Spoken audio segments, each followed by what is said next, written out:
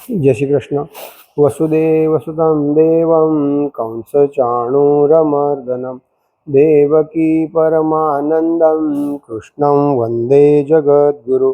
गुरुर्ब्रह्मा गुरुर्विष्णु गुरुर्देवो महेश्वरा गुरुर्साक्षात् परब्रह्म तस्मै श्री गुरवे नमः। श्रीमद् भगवद्गीता आणि महाभारत चिंतन क्रमांक 85। मागच्या चिंतनामध्ये म्हणजे 1 ते 18 आणि खास करून मागच्या 4 श्लोकामध्ये जे सांगितलेलं होतं, शंखनाद झाला. शंखनाद झाल्यानंतर कुणाच्या शंखाचा कसा आवाज आला आणि कुणी कुणी शंख वाजवलं हे ऐक्याचं प्रतीक ते आपण पाहिलं. त्यानंतर भगवान कृष्णाने सातत्याने 80 ते 90 वर्ष धर्म संस्थापनार्थाय धर्माची स्थापना करण्यासाठी कशा प्रकारे प्रयत्न करत राहिले. 5-5 पिढ्यापर्यंत सातत्याने ज्यावेळेस मी प्रयत्न केला जातो त्यावेळेस कुठेतरी धर्माची स्थापना होते. आज आपल्या समोर जो प्रश्न आहे की धर्माची स्थापना आपल्याला करायची असेल तर कशी करायची, हा भाग आहे. धर्माची स्थापना मला करायची असेल तर श्रीमद भगवद्गीतेमध्ये मागच्या वेळेस आपण पाहिलं की त्या रणांगणावरती 5 पिढ्या एकत्र आलेल्या होत्या. एक उच्चार, एक विचार आणि एक आचार.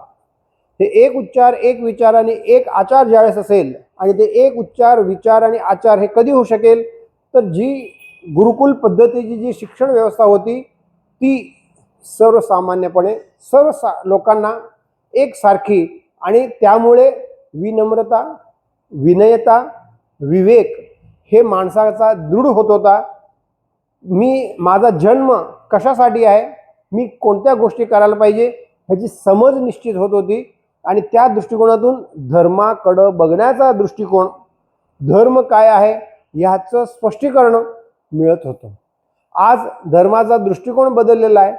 मी आज कुठलं एखादं झाड पेरलं तर त्याची आंबे कधी मिळतात, आता जे काय कलमी आंबे आहेत ते सोडून देऊ, पण खरं जे ओरिजिनल जे देशी आंबे असतात किंवा देशी जे झाड आहे आजोबांनी पेरल्यानंतर नातवाला त्याचे आंबे खायला मिळतात. म्हणजे 3ऱ्या पिढीमध्ये ते पक्व होतं, परिपक्व होतं. त्या पार्श्वभूमीनुसार आज आजोबांनी एखादा विचार पेरला असेल, तो विचार फळद्रूप आणि फळ कधी द्यायला लागेल तर 3ऱ्या पिढीमध्ये विचार तसं दिसू लागेल. जसं 75 वर्षापूर्वी भारत स्वतंत्र झालं, स्वतंत्र भारत झाल्यानंतर फक्त आणि भोगवादी विचाराचा प्रसार झाला, खरा इतिहास लुप्त झाला, बाकी नको तो इतिहास सांगण्यात आला. त्यामुळे सगळ्यांची विचारधारा बदलली, दृष्टिकोन बदलला आणि दृष्टिकोन बदलला असल्या कारणानं श्रद्धा बदलली, विश्वास बदलला आणि त्यामुळं ज्या गोष्टी खऱ्या आहेत त्या आपल्याला खऱ्या वाटत नाही आहे.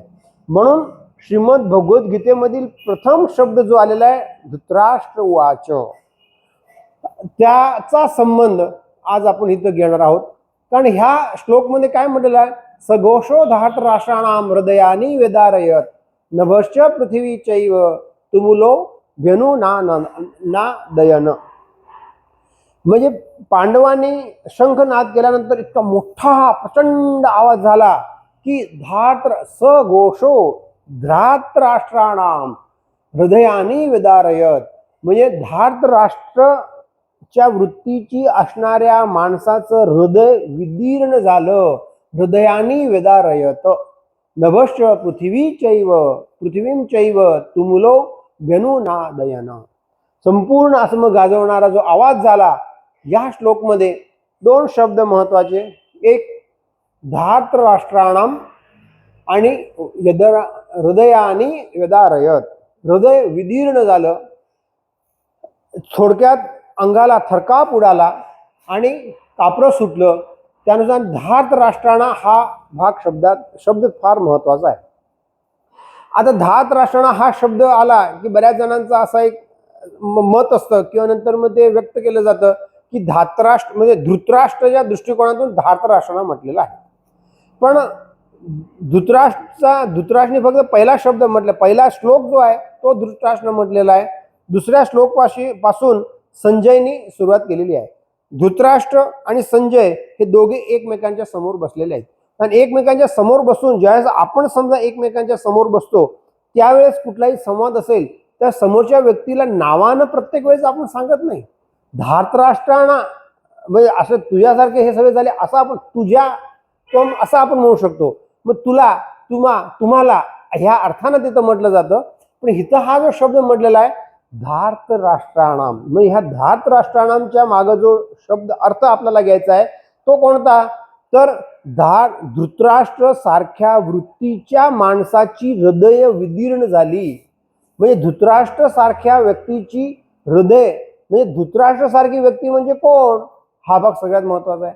अगदी सुरुवातीला आपण धृतराष्ट्र ह्या शब्दाचा डिटेलमध्ये सगळा अभ्यास केलेला होता. म्हणजे धृतराष्ट्र म्हणजे कोण आणि त्याचा पाहिलं होतं. फक्त आपण त्याचं रिव्हिजन करू जेणेकरून ज्यांना माहिती नाही आहे त्यांना समजायला सोपं जावं.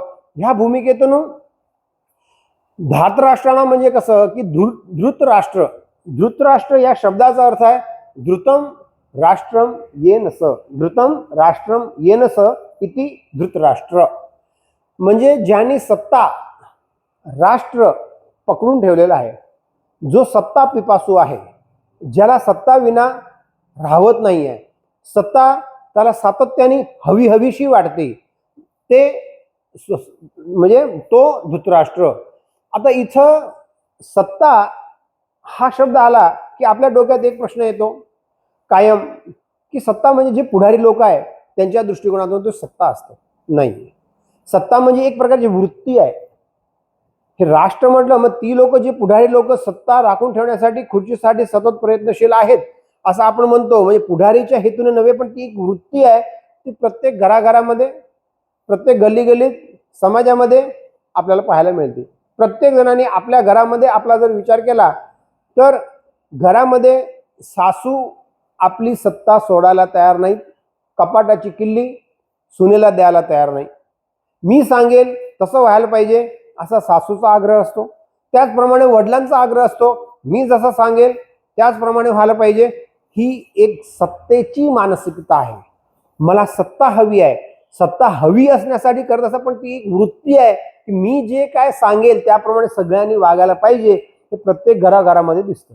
आजच्या शिक्षणामुळं मोठ्या लोकांचा आदर करायला पाहिजे हा विवेक पूर्वी विद्येतून मिळत होता.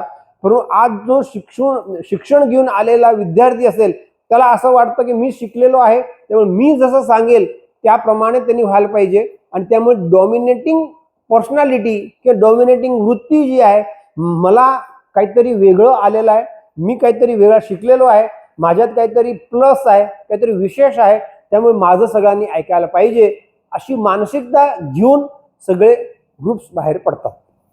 आणि त्यामुळं प्रत्येक घरामध्ये आता थोडक्यात वैमनस्य म्हटल्यापेक्षा थोडी वितुष्टता म्हणण्यापेक्षा पण थोडंसं असंतोष जो निर्माण झालेला आहे. एकमेकांबद्दल मतभेद निर्माण व्हायची कारणं वाढू लागलेली आहेत. मतभेद होण्याचे प्रमाण वाढू लागलेलं आहे. त्याला मूळ कारण काय आहे तर सत्तेची हाव वाढली. आज आपल्याला सत्ता फक्त राजकारणापुरती मर्यादित ठेवली, पण सत्ता एक वृत्ती आहे, तो एक भाव आहे. ती वृत्ती असल्या कारणानं ती वृत्ती कमी कशी करायला पाहिजे हा भाग महत्वाचा आहे. न की ती वृत्ती कशी वाढायला पाहिजे ह्याला आपण पाठपुरावा करायला पाहिजे. ह्या दृष्टिकोनातून धृतराष्ट्र हा शब्द घ्यायचा आहे. पण आता त्या अनुषंगाने धृतराष्ट्राचा स्वभाव कसा असतो, देहाभिमानी, त्याला 7 गुण आहेत. जे धृतराष्ट्र आहेत त्याला त्याच्याकडे 7 गुण असतात. ह्या 7 गुणवाले सगळे धृतराष्ट्र आहेत असं समजायला हरकत नाहीये. अधर्म म्हणजे थोडक्यात देहाभिमान, स्वार्थ, मोहांध, अधर्म, सत्य स्वीकारू शकत नाही, धृत येन श जे नाही त्याला चिकटून बसतात, दिव्य दृष्टी देण्याचा प्रयत्न मात्र ते स्वीकारत नाही. हे 7 गुण असलेले जी व्यक्ती आहेत ते धृतराष्ट्र. आता हे थोडेसे शब्द देहाभिमान म्हटलं. आज आपल्याला वाटतं का मी धृतराष्ट्र आहे? आपल्याला नाही वाटत मी धृतराष्ट्र आहे. आपल्याला तर आपण वाटतं हितराष्ट्र आहोत, सगळ्यांचं हित पाहणारे आहोत, राष्ट्राचं हित पाहणार आहोत.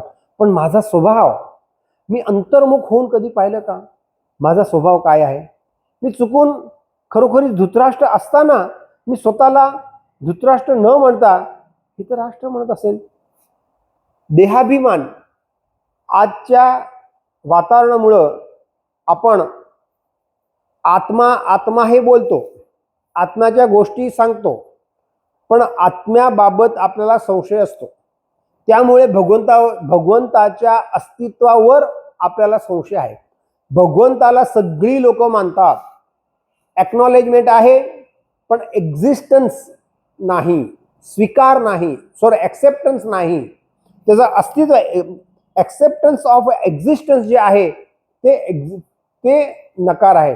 जसं मानणं म्हणजे काय आहे? फॉर एक्झाम्पल थोडक्यात जर सांगायचं झालं, समजा आपण एखाद्या डॉक्टरकडे गेलो, त्या डॉक्टर की चांगली असते, त्याच्या औषधाने आपल्याला गुण मिळत असेल, लगेच बरे होत असेल, म्हणून आपण म्हणतो की नाही, मी त्या डॉक्टरला मानतो, मी ह्याला मानतो, मी त्याला मानतो, या वकिलाला मानतो, त्या पुढाऱ्याला मानतो, कारण मी त्यांच्याकडे गेल्यानंतर माझ्या ज्या अडचणी असतात ते लगेच सॉल्व्ह होतात. मी तिकडे गेल्यानंतर माझा जो काही आजार असतो तो लगेच बरा होतो. आणि समजा आजार बरा नाही झाला, लगेच आपण डॉक्टर बदलतो, दुसऱ्या डॉक्टरकडे जातो, तिसऱ्याकडे जातो. त्याप्रमाणे आज आपण समाजामध्ये पाहतो का नाही, मला काही अडचण असेल, आज प्रत्येक जण भगवंताकडं देवळात व्रत किंवा नंतर जिथं तीर्थस्थान आहे कशासाठी जातो? स्वतःचं भौतिक आयुष्य सुखसंपन्न व्हावं, मला शारीरिक प्रकारे कुठल्याही अडचणी होऊ नये, मी पाप उत्तम करेन, पण त्याचं फळ मला भोगायला लागू नये, भगवंत ते मला सगळं तू माफ कर, ह्या कारणासाठी प्रत्येक जण दारादारात भगवंताकडे जातो. आणि तिथं गेल्यानंतर स्वतःची भौतिक सुबत्तता किंवा भौतिक आकर्षण, भौतिक अपेक्षा ज्या असतात त्या अपेक्षेप्रमाणे पूर्ण नाही झाल्या, रामाला मानणारे व्यक्ती एका वर्षानंतर कृष्णाच्या देवळात जायला लागतो. कृष्णाकडे नंतर मग घासाघीस केल्यानंतर मग तिथं काही नाही फरक पडला की 16 सोमवार करतो शंकराचे, 16 सोमवार करतो, पूर्णपणे नकोरडे उपवास करतो, ते फरक नाही पडला की नंतर मग लगेच कुठल्या तर संताकडे जातो, ज्ञानेश्वर माऊलीकडे जातो, तुकारामाचे अभंग गायला सुरुवात करतो, बाकी नंतर बाळूमामाकडे जायला सुरुवात करतो. असं वेगवेगळ्या ठिकाणी 5 वर्षात आपले 5 ध्यानस्थ माणसं बदलतात. वेगवेगळ्या ठिकाणी आपण जातो आहे. ह्याला मानणं म्हणत नाही. हा विचार स्वभाव जसा डॉक्टर बदलतो तसे आज आपण भगवान बदलतो आहे. भगवान बदलणं अव्याभिचारिणी भक्ती.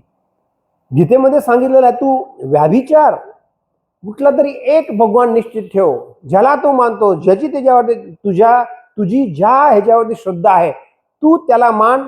फक्त त्याला मानायचं कसं हे गीता शिकवती आहे. मी कोणाला मानतो? प्रत्येकाची श्रद्धा वेगळी असणार आहे, राजसी, तामसी, सात्विक, जशी असेल तशी. तू ज्याला मानतोस की नाही त्याला कशा प्रकारे मानतोस हे मानणं आलं. पण मानत असताना मी बुद्धिपूर्वक, मनपूर्वक स्वीकारणार कोणाला, त्यांनी जे सांगितलेल्या गोष्टी मी पाळणार कशा, हा भाग महत्वाचा आहे. आणि त्या दृष्टिकोनातून हे इथं बघायचं आहे. देहाभिमान, मी फक्त देहासाठीच भगवंताकडे जातो का? मला फक्त देहाचाच अभिमान असेल म्हणजे मी कसा चांगला आहे, मी कशा प्रकारे राहायला पाहिजे, माझ्या देहाचे सगळे मी चोचले कसे पोरायला पाहिजे, लोकांनी मला चांगला कसा म्हणायला पाहिजे, आणि आत्मा अनात्मा काही नाही आहे, देहाचेच आपण सगळे लाड पुरवायचे. एकदा मरायचंच आहे. मरायचं आहे म्हणजे मेल्यानंतर पुनर्जन्म जे मानत नाही त्यांना असंच वाटतं की पुनर्जन्म नाही आहे, विषय संपला.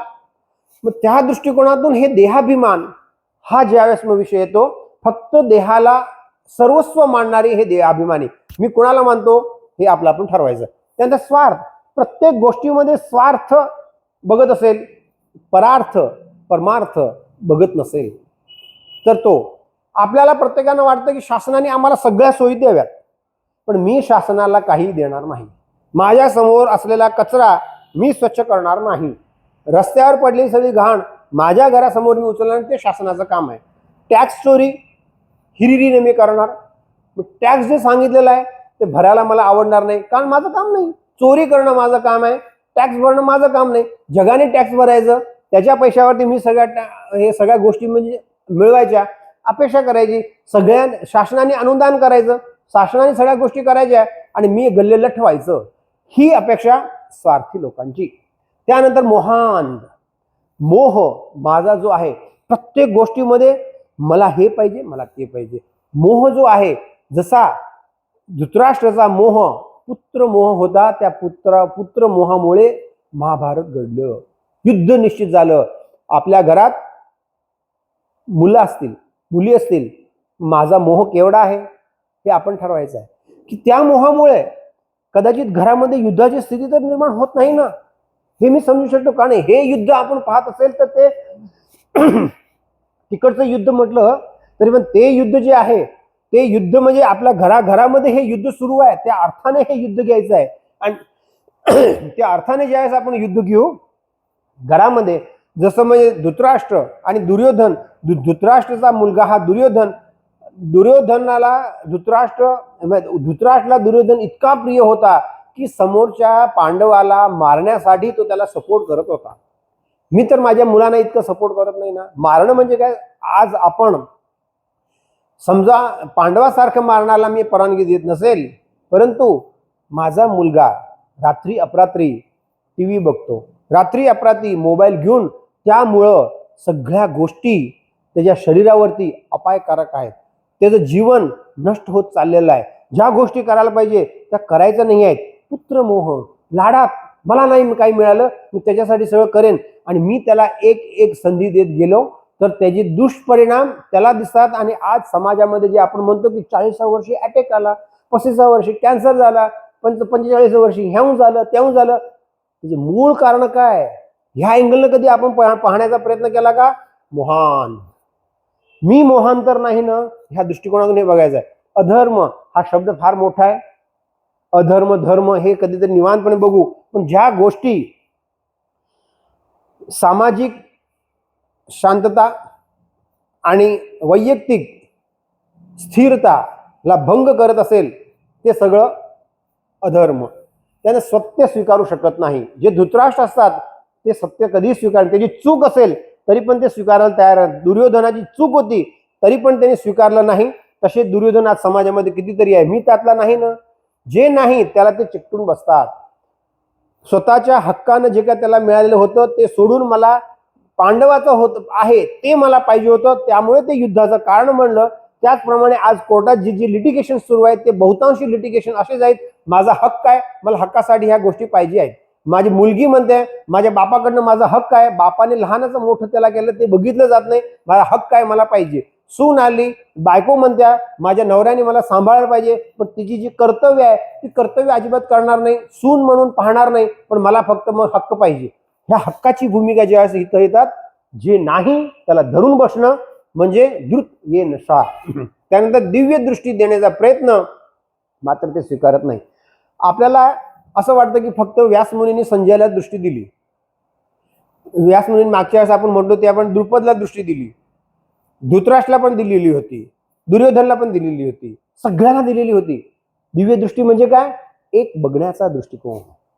जे मला दिसतं ते चुकीचं काय आहे आणि योग्य काय आहे हे आपल्याला कधी कळतं?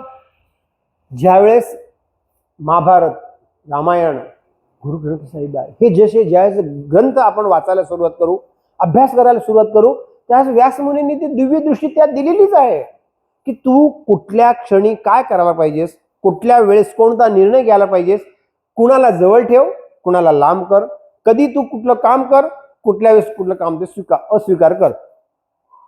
हे आपल्यासारख्या सर्वसामान्य माणसाला, व्यवहारी माणसाला, व्यावसायिक माणसाला समजलं तरी ते दिव्य दृष्टीच आहे.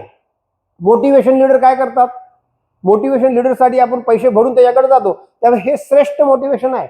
श्रीकृष्ण हे the great motivation leader, Vyasmuni the great motivation leader आहेत, पण त्याचे आपण ऐकायला जात नाहीये. आपल्याला ते नकोसं वाटतं का? ग्रंथ हा शब्द आला, ते ऋषी म्हणून आपण त्याला म्हणू लागलो. ते हिंदू समाजाचं श्रेष्ठ इतक्या वर्षाचं असेल का? हा आपल्याला संशय आहे. आपल्याला संशय की 5000 वर्षापूर्वी जे काय सांगितलं ते खरं कशावरून असणार आहे? कारण नॅरेटिव्ह माझ्या मनात बसलेत की हे कसं खरं नाहीये.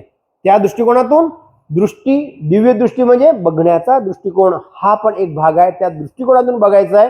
ही दिव्य दृष्टी आहे. ते प्रत्येक दिव्य दृष्टी आपल्या घरामध्ये टेलिव्हिजन म्हणजे दिव्य दृष्टी आहेच.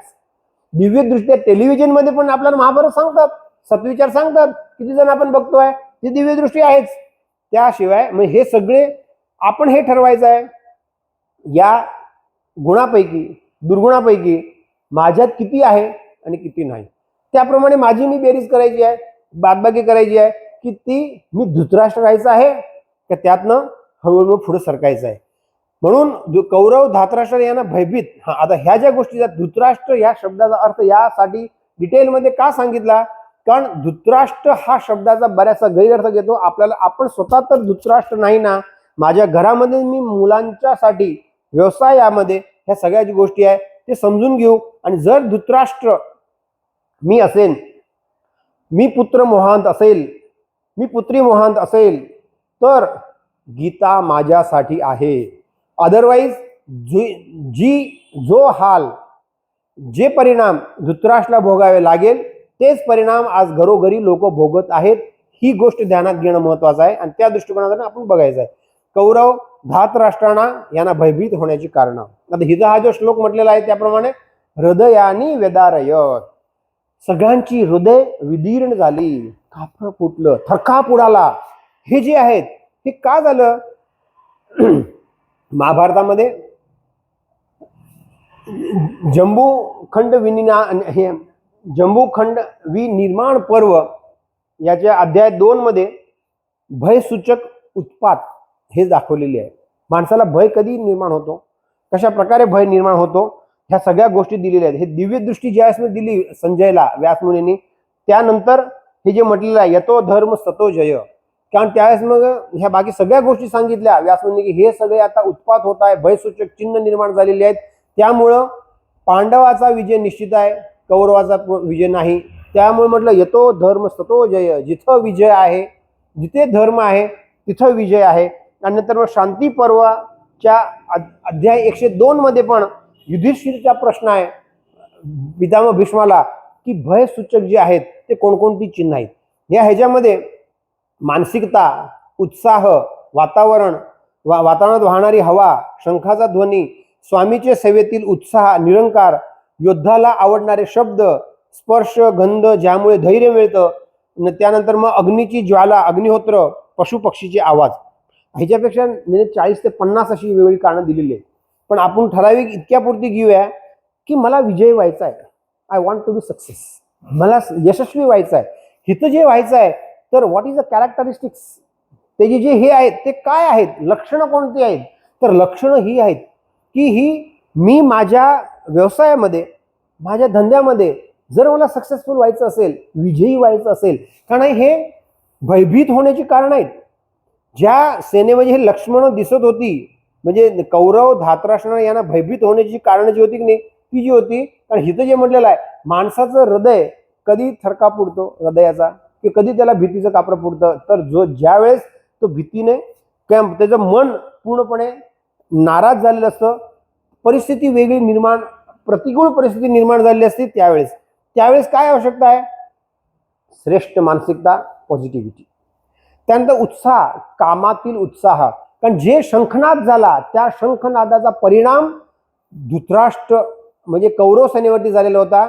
ज्यावेळेस मग कौरव सेनेवाल्यांनी हे शंख पुकारला होता आपल्या पंडित पितामह भीष्मानी, त्यानंतर त्यावेळेस मग गीतेमध्ये असं वर्णन नाही की पांडवाच्या मनाचं किंवा पांडव सेनेमध्ये पूर्णपणे त्यांना भीती वाटली किंवा भीतीने थरकाप उडाली, परंतु फक्त पांडवाच्या सघोष यामुळं, आवाजामुळं कौरवाची सेनामध्ये भीतीने थरकाप उडालेला आहे. त्यामुळे त्यांना माहिती आहे की आम्ही कोणत्या बाजूने आहोत. जे अधर्माच्या बाजूने असतात ते कायम भयभीत असतात, हा सगळ्यात भाग महत्वाचा.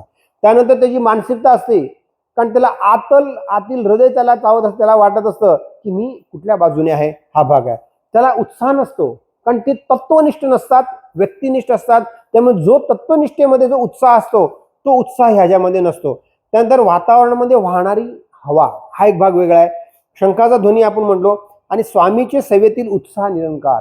आज आपण आपल्या कामामध्ये असताना, आपल्या व्यवसायामध्ये, व्यापारामध्ये माझ्यासोबत जो काम करतो आहे, नोकर असेल, चाकर असेल, त्याला मी कशा प्रकारे पाहतो, कुठल्या अँगलनं मी त्याच्याकडे बघण्याचा दृष्टिकोन माझा आहे, हे बघणं महत्वाचं आहे. आणि त्यानंतर मग कधी पण माणसाला लढण्यासाठी, प्रतिकूल परिस्थितीमध्ये सावरण्यासाठी एनकरेज करणं आवश्यक आहे. एनकरेज कशाद्वारे आपण करू शकतो? शब्दानं एनकरेजमेंट होतं, स्पर्शानं एनकरेजमेंट होतं, गंध चांगला मिळाला तर त्याच्याने एनकरेजमेंट मिळतो आणि ज्यामुळे त्याला धैर्य मिळतं, करेज, हे धैर्य त्याला मिळतं. नाही, आय कॅन डू, मी करू शकतो, ही जी ताकद आहे ती ह्याच्यामुळे मिळू शकते. त्याचप्रमाणे पशुपक्षीचा आवाज, पशुपक्षीचा जो आवाज आहे, बऱ्याच वेळा आपण बघतोय की नंतर मग पावसाळा येणार असेल त्यामुळे बेडकं ड्राऊंड ड्राऊंड बोलायला सुरुवात करतात. त्यांना कसं कळतं? काही काही ठिकाणी चातक पक्षी ते चातकाप्रमाणे वाट बघत असते, ती बोलायला सुरुवात करते, तेव्हा नंतर मग सांगितलं जातं की आता पाऊस येणार आहे. झाडाच्या अगदी टोकावरती एखादं पक्षी बसलेलं असतं, लांबून सिंह किंवा नंतर वाघ येत असेल आणि ते प्रत्येक पक्ष्यांना सूचित करतं आणि त्यामुळे ते भयसूचक सूचना दिल्यानंतर प्रत्येक पक्षी म्हणजे बोलायला सुरुवात करते आणि त्याला वाटतं आता भय आहे, आपण सावधान होऊ. हे जे आहेत वेगवेगळी कारणं त्यात दिलेली आहेत. आणि अग्निहोत्र, अग्नीची ज्वाला, अग्निहोत्र हा विषय मोठा आहे. फक्त मी इतकं सांगेन, यूट्यूबमध्ये अग्निहोत्र टाका. अग्निहोत्र हे प्रत्येक घराघरामध्ये पूर्वी होत होतं. हे अग्निहोत्र सायंटिफिकली, अग्निहोत्र म्हणजे आपल्या घरचं वातावरण शुद्ध करण्यासाठी वैज्ञानिक पद्धत म्हणजे अग्निहोत्र. बाकी आपल्याला वेळेचा अभाव असण्याकडे बोलत नाही आहे. ह्या दृष्टिकोनातून हे जे भयभीत होण्याची कारणं आहेत, हे कारणाचा अभाव ह्यांच्यामुळे होता, त्यामुळे ते करत होती. दुसरा जो भाग त्यातला महत्वाचा आहे, पुण्यस्य फलम इच्छन्ति पुण्य नैच्छन्ति मानव न फलम पापम इच्छन्ति पाप इच्छन्ति मानव. म्हणजे माणसाला पुण्य हवं असते, मात्र पुण्य कर्म नको असतं. माणसाला पाप नको, परंतु पाप कर्म करीत राहतो. हे सहज आता योगायोगाने का घेतलं? धृतराष्ट्र हा शब्द तिथं आलेला आहे. धृतराष्ट्रमध्ये आपण ज्या गोष्टी म्हणतोय, जे नाही त्याला चिकटून बसतात आणि जे आहे ते सत्य स्वीकारू शकत नाही. मग त्या दृष्टिकोनाने पुण्य कशामुळे मिळतं? पुण्य कशात आहे ह्याची आपल्याला जाण आहे का? पाप कशामुळे होतं ह्याची मला जाणीव आहे का? समाजामध्ये आज कितीतरी साप्ताह, ज्ञानेश्वरी, शिवपुराण, आता अधिक मास सुरू आहे. अधिक मासमध्ये अधिक पुण्य मिळवण्यासाठी स्पर्धा लागलेल्या आहेत. पण समाजामध्ये परिणाम आहे का हो? समाजामध्ये खरोखरीच माणूस बदलतो का हो? ते खरोखरीच माणूस बदलत नसेल तर आपलं कुठंतरी चुकतंय, कुठंतरी पाणी मुरतंय. का तर सांगणाऱ्याचं चुकतंय, काहीतरी ऐकणाऱ्याचं चुकतं, किंवा नंतर म्हणजे आयोजक आहे त्यांचं जे हेतू आहे तो हेतूमध्ये तरी काहीतरी चूक आहे. ह्या सगळ्या गोष्टी कोण समजून घेणार? कशासाठी समजून घ्यायच्या? हा जर प्रश्न असेल की मला फक्त करायचं, समाधान मिळतं मला करायचं असेल, समाधान मिळतं म्हणून जर मी करणार असेल तर करण्यात काय अर्थ आहे का? लाखो करोडो अब्जो रुपयाचा व्यास होतोय, पण त्याच्यातनं आउटपुट काय आहे? नथिंग, शून्य. ह्या दृष्टिकोनातून पाप नको असतं, पण तू पाप माणसं सोडत नाही आहे. आणि काही काही आता मग खेदाने सांगावं लागतं की समाजामध्ये असे काही काही लोक आहेत जे मोठमोठे मठ स्थापन करून बसलेले आहेत. तुम्ही काही करू नका, आम्हाला तुम्ही गुरु माना, आम्ही सगळी तुमची पाप घेतो. जर तसं असतं तर भगवान कृष्णाने सगळं सांगितलं नसतं, पापांना सगळं मारून टाकलं नसतं. स्वामी विवेकानंदाचे गुरु परमहंस यांना इथं कॅन्सरचा आजार होता, म्हणजे इथं दुखापत होती. रोज आई भवानीशी ते निवांत बोलत होते, त्यांना प्रसन्नता होती, म्हणजे ते निवांतपणे ते रोज त्यांच्यासोबत राहत होते. त्यांना काही शक्य नव्हतं, एका क्षणात ते संपूर्ण रोग मिटू शकत होते. त्यांना लोकांनी विचारलं, अहो तुम्ही तर आईशी रोज बोलताय, मग हे इतका आजार जो आहे आजार कमी करू शकत नाही का? त्यांनी म्हटले, मी सहज करू शकतोय, पण ज्या कर्मामुळे मला हे रोग निर्माण झालेला आहे, जर मी आईच्या स्थापनेने, हे आईच्या कृपेमुळे मी लगेच त्याला मिटवलो तर ते भोगण्यासाठी मला पुन्हा जन्म घ्यावा लागणार. आणि आपण रामकृष्ण परमहंस सारखे असे म्हणतात, आणि आपल्याला आपण रोज कितीतरी आजार करतो, रोज कितीतरी पाप करतो, आणि आपल्याला पाप आपण काही करायची नाहीत, ते फेडायची गरज नाही. कर्माचा सिद्धांत असा सांगत नाही, भारतीय संस्कृती अशी सांगत नाही. भारतीय संस्कृती सांगते जे कर्म, जो कोण कर्म करतो त्यालाच फेडावं लागतं. म्हणून वाल्या लुटारू आणि वाल्मिकी, त्यासाठी अशी कितीतरी उदाहरणं जी आहेत त्या दृष्टिकोनातून समजून घेणं महत्वाचं आहे. म्हणून पाप कर्म कधी होते? जे आपण नको त्या गोष्टी पकडून ठेवतो त्यामुळं. कारण ज्या गोष्टी पकडून ठेवल्या असतात ते करण्यासाठी जर मी करू लागतो, हीन दीन लाचार बनविते. माणसाकडनं पाप होऊ लागलं की माणूस हीन दीन लाचार होऊ जातो. त्यामध्ये अस्मिता राहत नाही, त्यामध्ये पावित्र्य येत नाही, शुद्धता निर्माण होत नाही. ते करायचं असेल तर पुण्य कर्म करावं लागतं.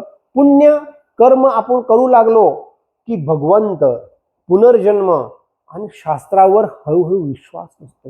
मी सातत्याने आपल्या ऋषीमुनींनी का सांगितलं, निरंतर सातत्याने अंतर न ठेवता तू करत राहा, म्हणजे सातत्याने स्वाध्याय तू करत राहा. का तर ह्यासाठी तू जर सातत्याने तू करत राहिलास तर तुझ्या हळूहळू शने शने तुझ्यावरती परिणाम होईल. 12 वर्ष सातत्याने केल्यानंतर मागे वळून बघायचं, माझ्या स्वभावामध्ये, माझ्या बुद्धीमध्ये, माझ्या दृष्टिकोनामध्ये किती फरक पडला शने शने. त्यासाठी ह्या ज्या आहेत पुण्य मिळवण्यासाठी काय करावं, हा भाग सगळ्यात महत्वाचा आहे. यज्ञ दान तप स्वाध्याय कर्म. आता इथे 18व्या अध्यायामध्ये पण भगवंतांनी यज्ञ दान